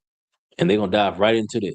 That's your music artists, your celebrities, the black people who got a little bit of power in this captivity, but at the cost of what? All of their integrity. They put the dress on. They're kissing each other, the men and the women. They got weird contracts. They going to the Diddy party. You feel me? They chose to jump right into it because that was better than serving the Lord, man. That's better than fixing our people. These are people that's the opposite of Nehemiah. Nehemiah was hardcore. That man was strict. And he said, we're going to fix our people. And this is how we're going to do it. And then he executed. These people make an excuse. Well, what is my work going to do? How is me doing this, that, and the third? What little bit of riches I got going to fix all of my people? I may as well just make sure me and my kids going to be straight. No, it's not the way. Because Stephen could have been like that. You know what? Stephen wouldn't have died. And we would have never got all of the rest of the brothers that joined the school after Stephen died. This truth wouldn't exist no more past that point. Because all them brothers that joined the school after Stephen played a huge role in making sure that these records survived. Keep going. Isaiah chapter 5, verse 15. And the mean man shall be brought down, and the mighty man shall be humble. And the eyes of the lofty shall be humble. Again, this is talking about your celebrities. Keep going. Verse 16, but the Lord of hosts shall be exalted in judgment, and God that is holy shall be sanctified in righteousness. And he's going to be sanctified in righteousness. So there's going to be a select of us who ain't rich and ain't wealthy, that ain't been in the knee. The Lord is going to be exalted in our righteousness. Everything that we do, the suffering that we endure in the school, being in the school, getting talked bad about, not getting chose first for everything, being, again, the butt of every joke, Power Rangers and all that nonsense that they say about us, that all brings the Lord glory. You can talk about them all you want to, but you can't say that they didn't obey me. You can't say that they breaking my laws. It brings glory to the Lord. Keep going. Verse 17, then shall the lambs feed after their manner, and the waste places of the fat ones shall strangers eat. Verse 18, woe unto them that draw iniquity with the cords of vanity, and sin as it were in the cart, so it's like as it were with a cart rope. As if it were with a cart rope. Right? So, woe unto them. Read that first part again. Woe unto them that draw iniquity with the cords of vanity. They draw iniquity with the cords of vanity. What do y'all think that means? That's talking about a specific group of people.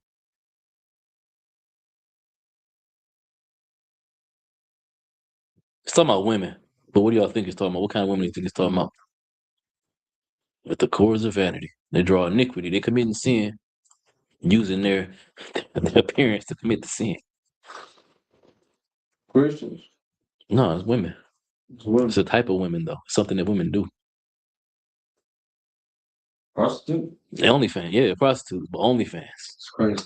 That's a modern example of what he's the prostitutes. They're committing their what does it read again? Come. Verse 18. Woe unto them that draw iniquity with cords of vanity. They draw iniquity, they lure in iniquity, committing sin with cords of vanity. To be vain means you focus on your appearance, nothing else but your appearance. That's the OnlyFans model. That's the prostitutes. They get in the sin. The sin part of it comes from them using their beauty to get money. They having sex for money, provoking prostituting their bodies out, selling themselves for money.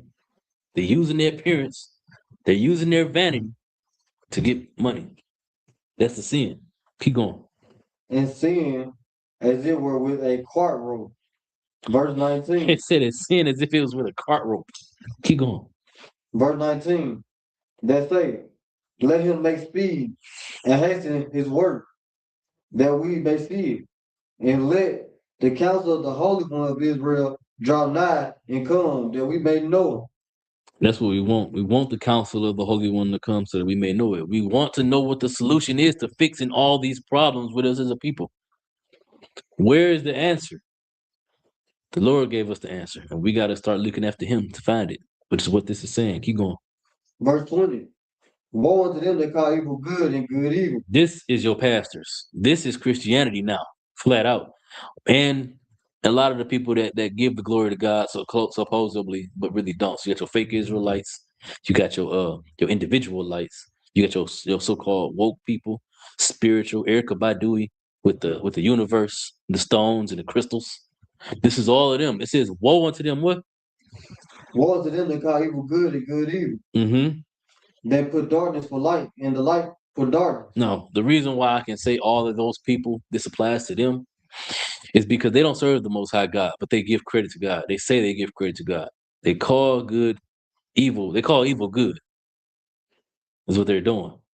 Everything that they do, they get these awards and appear in all these movies, these films, and all the weird stuff that they got going on behind closed doors. It ain't to bring glory to God, because none of it is glorious. None of it's godly.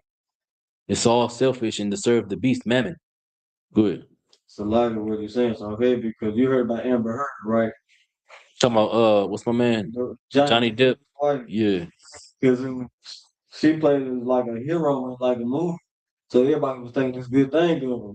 And then Johnny Depp on the court had proof of her actual turds sitting on his bed and blaming it on the dog. He said no, his dog couldn't do it because dogs do not lay human-sized turds. Wait. She so wicked, she pooped on his man's bed. What? They called it Amber Turd. Yeah, that was kind of amateur. I didn't even hear about that, but I know she was in the courthouse doing blow. Crazy, because she played a superhero in a few movies. See? It's crazy. Well, that's a great example of white supremacy, but this ain't about white supremacy. This is talking about the Lord's Vineyard. The Lord's Vineyard call evil good. They do evil and call it good. Keep going. Come on. They put darkness for light and light for dark. They put bitter for sweet and sweet for bitter. Mm-hmm. Basically, all that's saying right there that they flip what's supposed to be righteous, what we're supposed to be doing, and making it evil. And the reason why I use the pastors specifically, though, is because they got the truth. They don't have the truth, like it. So they have the Bible, the conduit to getting the truth. But instead of teaching the truth, they don't teach what's written in there. They teach you something about what they was told about what's written in there. Come on. You know what I'm saying? They don't teach you the Bible. They tell you stuff about the Bible that ain't in the Bible. Good. So is it like when they try to use that one scripture to say eating pork don't like they try to say some. They try to use some scripture to say that eating pork was lawful. Which verse? But then Now it goes in the mouth. Yeah, Mm-hmm. that one right there. Yeah, come. So that's like an example of it, right? That's a great example of it. Come. Peter's vision is a great example of it. You know what I'm saying? Well, that's the same verse, but no, that's not. That's Mark 7, what you're talking about. But Peter's vision talking about where Peter ain't never ate nothing unclean a day in his life. And then later on in verse 32, I believe, is revealed that the Lord was actually talking about people, him dealing with unclean brothers and sisters. Come. Right? But they'll twist that and say, no, see, I can eat unclean food. I can eat the pork, shrimp, crab, lobster. Look, they'll tell you that when Christ died, they won't give it to you in the verse. They won't find the verse or nothing. till you can break it down for them. They'll tell you that when Christ died, the law was nailed. It's like the law was nailed to the cross with him. And when he died, the veil was removed that now we can deal directly with the Most High God. Even though Christ said that I am the way, the truth, and the light, and the only way you can get through to the Father is through me. They say that when Christ died, the truth was nailed to the cross, and the veil was lifted. So now we can communicate directly with the Most High God. Crazy. You see how they twist things? That's what this verse is talking about. All of that what it's saying is talking about you take the bitter for sweet and the sweet for bitter, the good for evil, the evil for good. They flipping the Lord's laws. They flipping the relationship that we're supposed to have serving the Lord and the relationship we're supposed to have with one another. Keep going. Verse 21, woe unto them that are wise in their own eyes and prudent in their own sight. Man, that's black and white. They too wise. They did. Brother, you can't tell me a man can walk on water. I don't believe that really happened. You can't tell me a man took 5 fish and fed 5,000 people. I don't believe that. Well, destruction unto you, brother. You're just too wise to believe it. Well, brother, when the Bible said that the world flooded, in the book of Genesis, there wasn't enough water. There's not enough water in the earth to cover the highest mountain in the land, plus all the land around it, scientifically speaking. Well, brother, it's a good thing that the Lord hid this from the wise and the prudent. You know too much. Your faith is too weak because you think you know too much. Keep going. Come. Verse 22, woe unto them that are mighty to drink wine, Mm-hmm. and men of strength to mingle strong drink. Y'all need me to break that down? So like I need to go down. Read it again. Come. Woe, this is the book of Isaiah chapter 5, verse 22. Mm-hmm. Woe unto them that are mighty to drink wine, and men of strength to mingle strong drink. Destruction unto them that are mighty to do what? Woe unto them that are mighty to drink wine. Is that all you amount to? Your hard work, you go so hard, and everything just for what? Why you in the truth? Is it because we go to the club? Because we go get drunk, and we have fun, and we amazing brotherhood. Are we here for the brotherhood? Are we here for the work? Why are we here? We here to serve the Most High? Or are we here to get drunk and have fun? What are you mighty for? Why'd you go through Hebrew Academy? I went to Hebrew Academy to be a soldier. To learn to be a soldier so that I can raise up and fix my people. I'm mighty for that. I'm not mighty for strong drink. I enjoyed my brotherhood. Don't get me wrong. Brotherhood is the second most important thing next to serving the Most High, but I'm mighty for the Lord. Come. Keep going. Come. And men of strength to mingle strong drink. Mm-hmm. Verse 23. We justify the wicked for reward and take away the righteousness of the righteous from him. Don't ever justify the wicked for a reward. You know who that is? That's IUIC. They justify the wicked for a reward. What's my man? Trayvon Martin. When Trayvon Martin got unalived by George Zimmerman, they said it was his fault. They justify the wicked for why? For reward. It ain't no secret that IUIC is taking payouts somewhere, somehow, some way. They plugged in with the fuzz. Everybody know it. The only people that don't believe it is the fools that's there. It's black and white obvious. They having cookouts on Christmas, calling it Yahweh Day, and they got them there at the school behind the building. They got the police at the cookout on the grill with them. But Trayvon Martin is wrong for resisting a not police officer white man. He's wrong. That verse talking about them flat out. Keep going. Come. Verse 24. Therefore, as the fire devours the stubble, and the flame consumeth the chaff, so their root shall be as rottenness, and their blossom shall go up as dust, because they have cast away the law of the Lord of hosts, and despised the word of the Holy One of Israel. You see? Because of our desire to serve the oppressor, to prove that we love our oppressor more than the Most High. It don't matter how great you are. It said that your blossom is going to be go up into dust. You know what a blossom is? That's when a flower grows to its fullest and it opens up, and now you can see how beautiful it is. The Lord said He's going to blow that up into dust. Because it don't matter how great your glory in this world is that you got from your oppressor. You didn't serve the Most High. You forsake the law, statutes, and commandments. You did what you wanted to do and not what you was ordered to do. So what did He do? He tore it down. He destroyed it. Read that verse again. Come. Verse 24. Therefore is fire devout the stubble, and the flame consumes the chaff, so their roots shall be as rottenness, and their blossoms shall go up as dust, because they have cast away the law of the Lord of hosts. So like the Lord of hosts, and despised the word of the Holy One of Israel. Real quick, that where it says, so their root shall be as rottenness. What it's talking about right there specifically is talking about everything that you aspire to do, you put your hand towards. It's going to just cause destruction for our people. If you're a brother or a sister and you want to be a rapper or a singer, the only way you're going to make it is if you talk about killing your brother or prostituting or pimping out your sisters or being a hoe. That's what that verse is saying right there. At the very root, it's going to be destroyed. So before you can even make it, you have to change what it is that you're going to make it with. You're going to have to change to something that's rotten, something wicked. Keep going.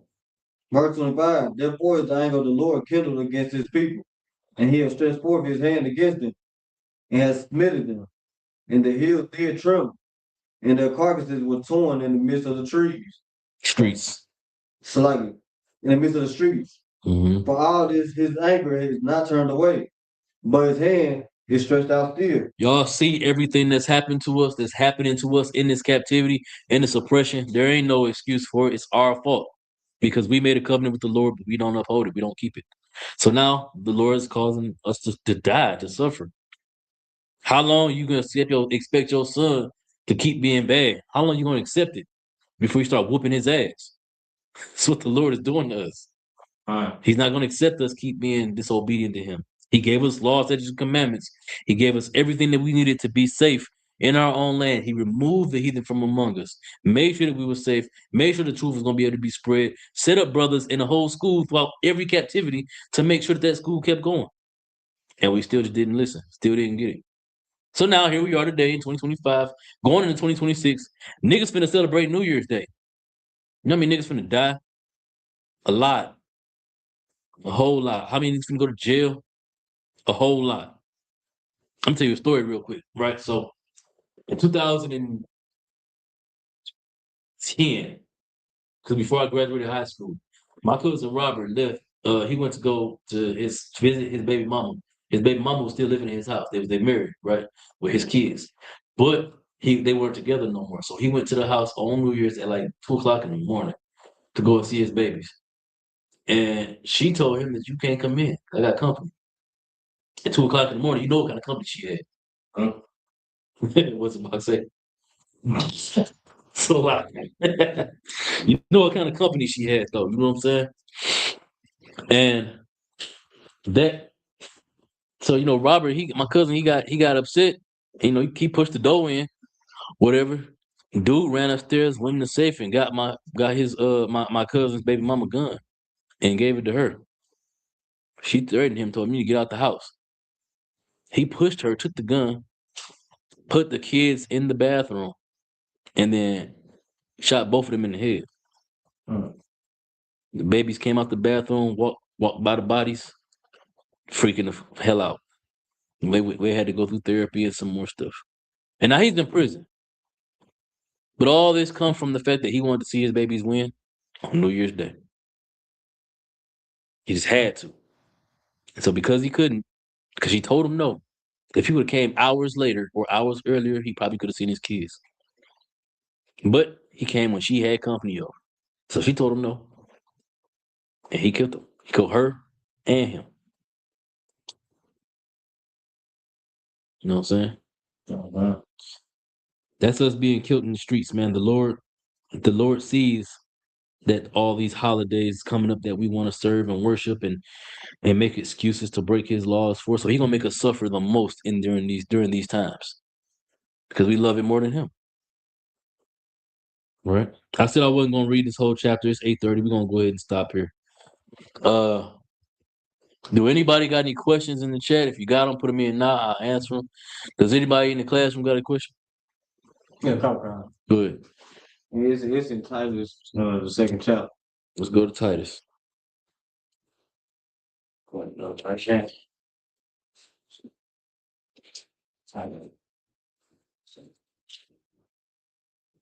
I'm curious to know what is your question about Titus, man? Because that's obscure. It's right here, and making sure I get I want just a general breakdown on it. I know it might be like straightforward, but I want to make sure just to be sure. Okay. So the book of Titus chapter 2 in verse 11. I'm reading. My question is for 11 through 12. Mm-hmm. You know what I'm saying? So verse 11. For the grace of God that bringeth salvation hath appeared to all men.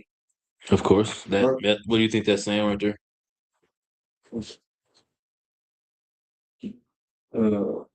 Like Is that for everybody on earth? All people? so like it's only talking about Israel, the men of Israel. Okay, keep going. Come. Verse 12, teaching us that undenying ungodliness and worldly lusts, we should live soberly, righteously, and godly in this present world. What do you think that's saying? So really my question for this is like, say I'm breaking it down like to, let's say like a young brother or one of my younger siblings, or even like say I have a son that just grow later, and it's like I'm explaining to them why I'm raising them a certain way, or why like you just have to do this. How would I actually break this down to where they just understand it? Basically, my question. That's why I just wanted a general breakdown, because it's like, I see what you're saying. So you get what I'm saying? yeah, so verse 11 it says, "For the grace of God that bringeth salvation hath appeared to all men," meaning it appeared to all men of Israel, right?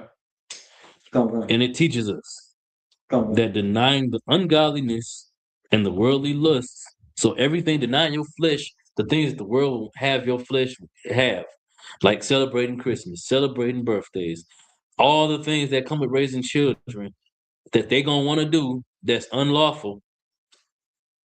It says that we should live soberly, righteously, and godly in this present world. Meaning that after we know that they're gonna want to celebrate these things, we know they're gonna want to do all these things, and we have to stand firm against letting them do these things. And only in doing that will we live soberly, righteously, and godly in this present world. We're gonna be a light. What's the scripture say? Don't put your candle under the bed. Okay. You're gonna be that candle that's not under the bed. You're the candle that's under the bed, though. You're still a light. You're still bright, but you're under the bed. Nobody can see it. But if you choose to let your children be your oppressor, we don't care that it's their birthday. We don't care that it's their first. We care if it's their first day of school. We don't care if it's their birthday. We don't care if it's their first Christmas or the 30th Christmas. We don't care if it's Valentine's Day. We don't care if it's Mother's Day, Father's Day. We don't care about none of that crap.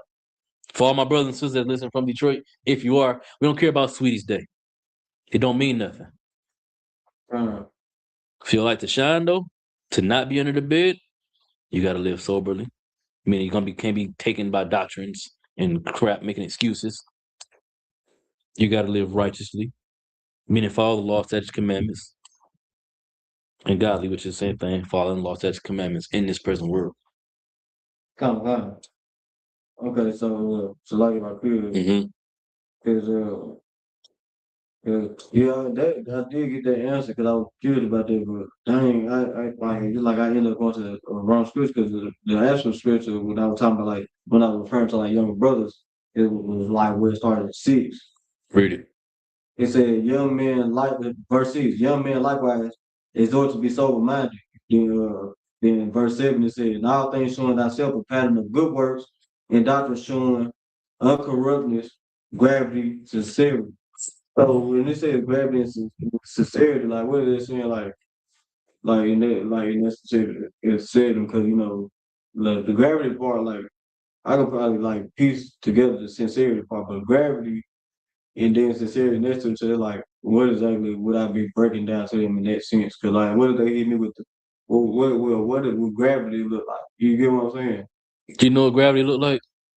I'm like, shoot, I don't know the scientific matter. I ain't never No. used that. When that verse, what do you think that gravity looks like? You know how you know what gravity? You know what gravity looks like. You ever heard General Muhammad say something that was super, super deep, and you say that's heavy? Yeah, That's the gravity. Okay, come on. And then the sincerity is us in the school, bro. It's us getting up and going to Harlem. We was talking about it earlier. We went to Harlem to feed them, bro. We don't know them niggas. You know what I'm saying? Okay. It was cold as hell out there. Okay. But we made it our business to make sure that we gathered our resources and we went up there to support our Latino brothers and sisters. Right? Come on. The brothers in the Acuna did the same thing. Made their business to gather their resources so that we can go and support those brothers and sisters. That's the sincerity. The reason why we do it, because it's sincere. We really love our people. Come on. It ain't just saying it just to say it on this camera in this building, you know, in this school, you know, get people in here so they can pay camp funds and rent. It's because we really want to help fix our people. Really love our people. It's sincerity. Come on. Did I answer all your question? Come on, and then just to finish it off, if I feel Go ahead. in verse 8, where it says sound speech that cannot be condemned, because I understand it's talking about like what is the sound speech that can't be condemned? That's easy. Like they're just simply so they're like we teaching our sons to always speak strong. No. Okay, so I was looking at it wrong. I knew I was The sound speech that can't be condemned is easy. What is that? Truth. The truth. Okay. This is the sound speech that cannot be condemned. And in that, you are teaching them those things because in the truth, we teach men how to be fathers. We teach boys how to be men. Okay. So in the truth, you are right. But the truth is the sound speech that can't be condemned. Keep going. That makes sense now. That he that is of the contrary part may be ashamed. You see, it should be. It's a damn shame if you don't know. If in 2025, if you still out here eating pork, it's a damn shame, bro. You should be ashamed of yourself. The women barely even eating pork, shrimp, crab, and lobster anymore. So you really should be ashamed of yourself. You say, "I'm gonna cook these crab legs." You fucking excuse my language. You alternative lifestyle man. What do you mean you gonna cook these pork, shrimp, crab, and lobster? What? You used to be doing. We do it for the bras. Listen. My rib will tell you, nigga, we take women to Benihana's. In Detroit, women go to Benihana's on Valentine's Day. If we ain't taking them there no more because they don't want to go there no more, why are we talking about crab legs and lobster for? At first, you was breaking the law because it was for your broad. Now you doing it just because you weird, bro. Why? Why do you don't even like that crap? You know you'd rather have a slab of meat versus punk ass crab that you got to break open and then suck. Man, we don't get to all that, but you feel me? You feel what I'm saying? Like, come on, bro. Why are you doing this for? You ain't doing it for the. You're not doing it for the host. You're not. You're doing it for your weird sexual deviance. All right. You're homosexual. If you eat crab legs, you're homosexual. I'm sorry. It's the truth. You a man, and you breaking them claws and you sucking that meat out the legs and claws. You are a homosexual. All right. Your alternative lifestyle. Give me first. What is it? Colossians 6:9. 1 Corinthians 6:9. Or is it Colossians 6:9? Oh man. Somebody. The abusers of themselves with mankind. Because that's what you are. You want to abuse your mouth with mankind. Okay? 1 Corinthians 6:9. Let me get this. The book of 1 Corinthians chapter 6, verse 9. Know ye not that the unrighteous shall not inherit the kingdom of God. You will not get the kingdom of God. Your broad don't want to go to Benihana's. You want to go to Benihana's. You ain't getting the kingdom of God. Keep going. Be not deceived, neither fornicators nor idolaters, neither adulterers, nor effeminate. Nor what? Effeminate. You cannot be an effeminate man. You can't be taking crab legs. I don't care how good they taste. All right? You better grab a fork or something and break them open. No, I'm gonna put it in my mouth. I'm gonna crack it with teeth. Then I'm gonna bend it and pull it out the sleeve. Then I'm gonna put the meat in my mouth and suck it out the shell. That is gay, bro. I'm sorry, bro. You can't not gay that, bro. It's gay as hell. What are you doing? It's wild, ain't it, bro? Keep reading. Slack here. You can't be effeminate, bro. You cannot. And get the kingdom. It's not gonna work. Keep going. Wow. That's like nor abusers of themselves with mankind. You can't abuse yourself with mankind. You out here trying to put rod in your. Oh, speaking of abusing yourself with mankind, it's something I wanted to talk about too, right? So there's a video that Captain Zaryak shared. Y'all seen it? If that dude dressed like a woman talking about black man supposed to be defending us. Now, when I first seen it, before Cap came on there, came on, he said he's for out. He said, "You bitch ass nigga." I didn't understand. I was like, why he said it for? That's a woman, ain't it? And then I thought about, damn, that's a nigga. It's a dude. Got his whole surgery and makeup on and everything. You can tell it's a dude though. When you go back and rewatch it after that, you can see his shoulders. That's a nigga. But anyway, so you watching it and whatever. And he talking about, man, yeah, black men supposed to be out here defending and protecting us. But you a dude. What you mean us, nigga? You supposed to be out here protecting black women. Not being them, hiding amongst them. What you mean? But then want to replace the black woman. Come on, dog. That's insane. So like, That's the nigga. You know how he started off though? Before he was all gay like that, he was eating crab legs, bro. He started off eating crab legs. I'm trying to tell y'all. All right, don't let your baby put that pacifier in his mouth too long now. Or you gonna grow up wanting crab legs and rolling blunts, and licking them and putting them in his mouth. Pause.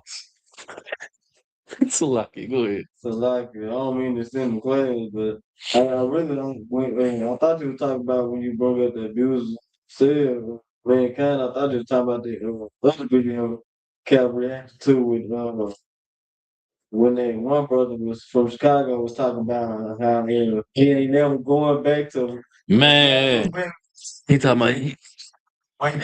He said verbatim. He was like, and she got her stuff cut off. Ain't no dick down here. He started feeling. He's like, damn, you wet girl, bruh. Did you see how the tranny looked off the screen like this nigga trip? For a minute, the tranny's suspension of disbelief went away. She was, or so like he was sober minded for a split second. This nigga lying. This nigga tripping. Come on, man. And this nigga talking about ain't nothing. These regular women, they got nothing on this. What? like that. When I thought you were talking about, that was crazy. I forgot all about that, bro. That was crazy, bro. That was disgusting. Fall a victim to your own lust. He got famous from it too. Of course. It's crazy. It don't matter how much fame you get. And you see what I'm saying? You see how he's talking about how no natural woman can compete with it? That goes right back to the verse about the brothers in the vineyard making good evil and evil good. You feel me? Because he's talking about the regular, natural woman. Fudge that. The woman, because she ain't got to be nuts. She can get the BBLs and all that. I don't care. She's still a woman. Versus a man who got his rod cut off. It's not the same. You can't make that the same. But he's saying that's better than a woman, a natural born woman. She could have pancake titties. You hear me? Motherfucking frying pan booty. I don't care. That's a woman. That's a box. She got a uterus. She can have babies. She got a period, a flower that come on every month.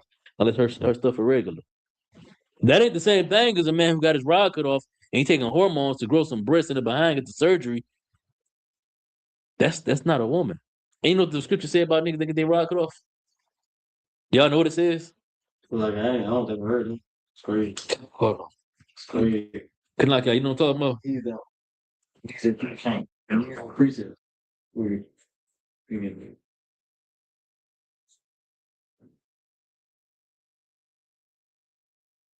Give me Deuteronomy chapter 27. Hold on, wait. That's not it. That's not it. Damn. Hold on. Wait a minute.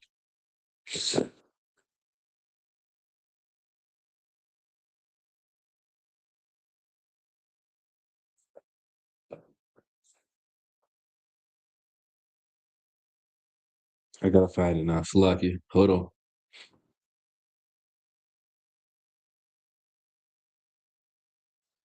Give me Deuteronomy chapter 23 and verse 1. There's a verse. She said, is that a eunuch? In the traditional American understanding of a eunuch, yes. But no, a eunuch is just a man who don't have sex. You don't have to cut your rod off to be a eunuch. But to the American understanding, just like the word virgin mean you ain't never had sex, a eunuch to the American understanding meaning that you got your rod cut off. But that's not what it's talking about. Like you said, it's Deuteronomy word. 23:1. The Bible has judgment written for all of us, including you trannies that want to be men. I mean, sorry, that want to be women, but you really men. And it's really a double whammy because I'm gonna show y'all why in a second. Deuteronomy chapter 23 and verse 1. It's like my favorite stuff together. Go ahead, read it. The book of Deuteronomy, chapter 23 and verse 1. Mm-hmm.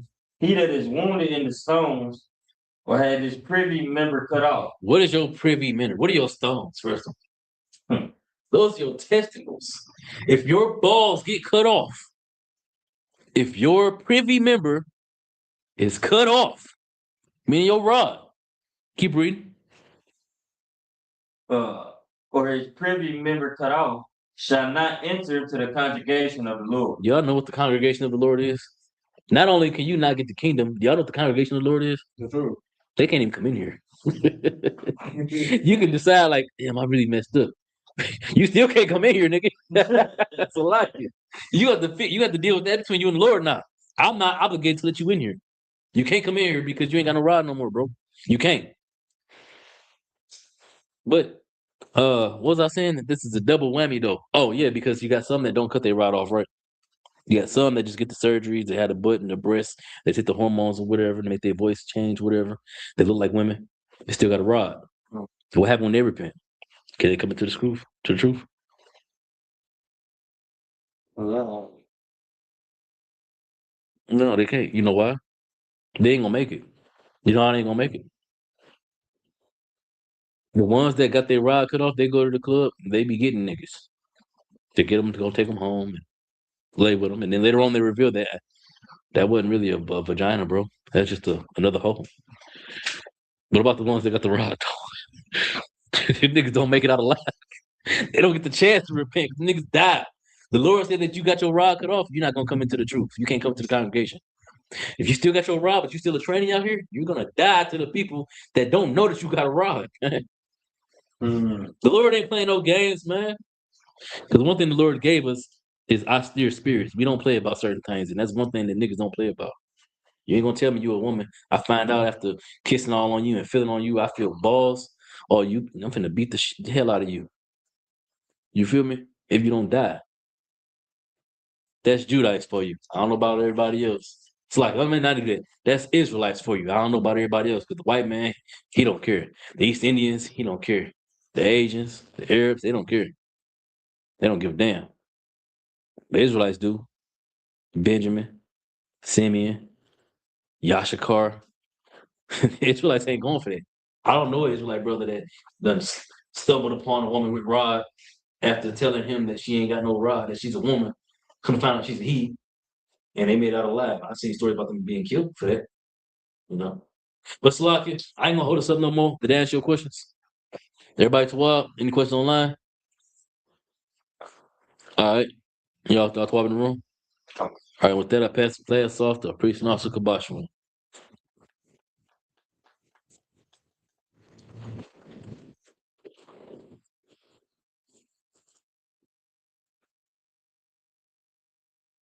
So if I could, if I still have a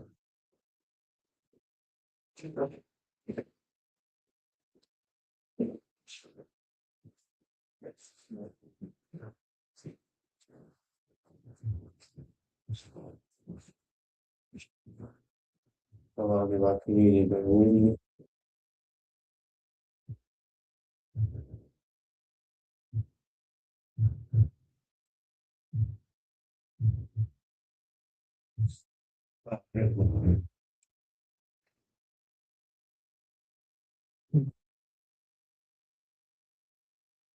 the ISUPK security now. Well, the ISUPK started at 1 West 125th Street, Harlem, New York. Rule for new brother and sister. When a new brother or sister comes to the school, they are off limits for 6 months. They are to be saluted only. They are here to shed themselves of the world. If they need transportation, the teacher will arrange it. After 6 months, if a brother or sister has an interest in a particular person, he or she must get permission from the head to speak to a brother or a sister. There is another 6 months in which the brother and sister will court each other. After the 6 months period, brothers and sisters will get permission from the head to marry. Tithes, which is a commandment, found in Numbers chapter 18, verse 21, and Malachi chapter 3, verses 8 through 10, means tenth in the Hebrew, ma'ashri. 10% of every penny of any increase the Lord gives you. Give to Treasury Department or teacher priest fund. Free will offering for priests, not mandatory. Whatsoever amount you would like. A common holy convocation. Oh, Slakia. Purim, but I don't know what day. Slakia. To be announced. Feast of Purim to be announced. All right. Slakia. Okay, yeah, I remember. If anyone wants to be a trooper in school, to start wearing all black boots, shirt, pants, headband, or war scarf. And with that, men of Israel, Majum. All right, men of Israel, we're going to give one curse salute. Amazim, Amazim, Amazim, Barak,